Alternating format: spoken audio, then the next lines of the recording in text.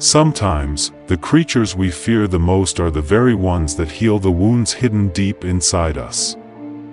A man who hated wolves rescued an injured wolf during a deadly snowstorm in Canada. Months later, the same animal returned, and what it did shattered everything he believed about fear, trust, and kindness. In a small frozen town in northern Canada lived Noah, a quiet man who had almost forgotten how to smile after losing his wife. He once lived a joyful life. He loved the mountains, fishing, and long walks through the forest with his wife by his side.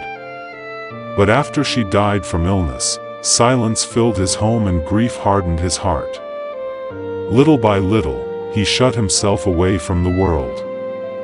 There was another reason he avoided the wilderness. Wolves. As a child, Noah watched his father nearly die after a wolf attack during a hunting trip. The image never left him: blood in the snow, terrified screams, and his father's shaking voice afterward. From then on, he believed wolves were cruel and merciless. "If you ever see a wolf, run, or shoot first," his father always said. One freezing night during a brutal snowstorm, Noah noticed blood staining the white snow. He stopped. Something inside him urged him to follow the trail into the forest.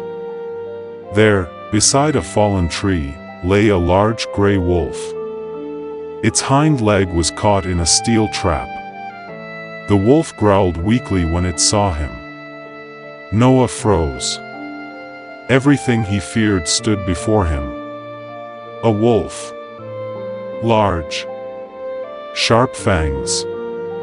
One wrong move and he could die.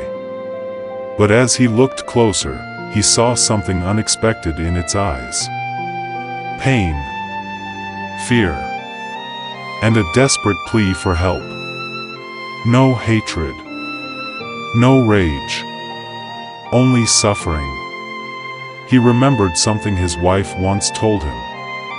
When a living being is suffering, compassion must be stronger than fear. Noah closed his eyes and took a deep breath.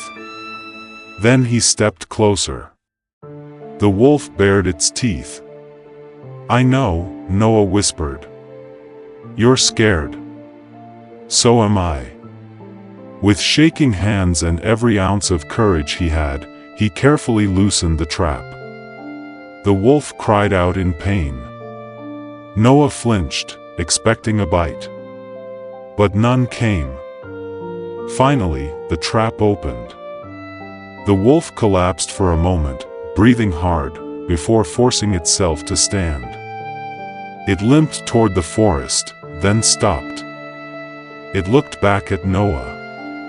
Their eyes met in complete silence. Then it disappeared into the snow. Months passed. Noah slowly returned to the forest. Saving the wolf had awakened something inside him. It felt as though rescuing that animal had also rescued a broken part of himself. Then one winter evening, disaster struck. While chopping wood near an old frozen creek, Noah slipped. The ice shattered. He plunged into freezing water.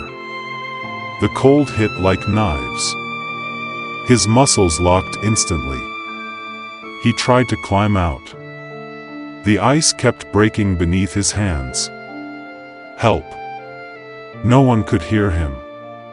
His soaked clothes dragged him down. Panic consumed him. This was the end. Then, a loud howl echoed through the forest. Moments later, rapid footsteps approached. Noah looked up. A gray wolf stood at the edge of the ice. The same wolf.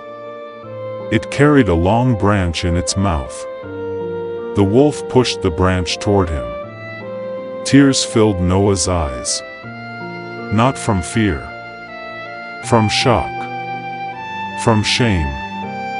The creature he once called a monster had come to save him. Using his last strength, Noah grabbed the branch. The wolf pulled, slipping, straining, but refusing to let go. Again and again, until Noah finally broke free. He collapsed onto the snow, shaking violently. The wolf remained nearby, silent, watching, making sure he was safe. Noah fell to his knees. Tears streamed down his face. "I'm sorry for everything I believed about your kind." His voice broke. "Thank you." Slowly, the wolf stepped closer. Noah trembled. But instead of attacking, it gently pressed its head against his shoulder. Warm, silent, peaceful. For the first time since losing his wife, Noah cried without holding anything back. That night, he understood something life-changing. Not everything wild is cruel. Not everything dangerous is evil. Sometimes, what we call monsters are only victims of our fear. From then on, Noah dedicated his life to teaching children about wildlife and compassion. He shared his story everywhere. Years later, when Noah died of old age, something extraordinary happened during his funeral. A long howl rose from the distant forest. Sad, beautiful, like a farewell. Everyone turned. At the edge of the trees stood a gray wolf, silent, watching Noah's coffin. After a few moments, it turned away and vanished into the falling snow. Many wept, because everyone understood one truth. Some bonds are deeper than words. They live in loyalty, memory, and love. Never judge a living being through fear alone.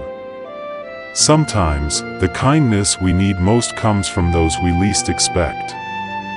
If you were in Noah's place, would you trust a creature you had feared your whole life? Why or why not?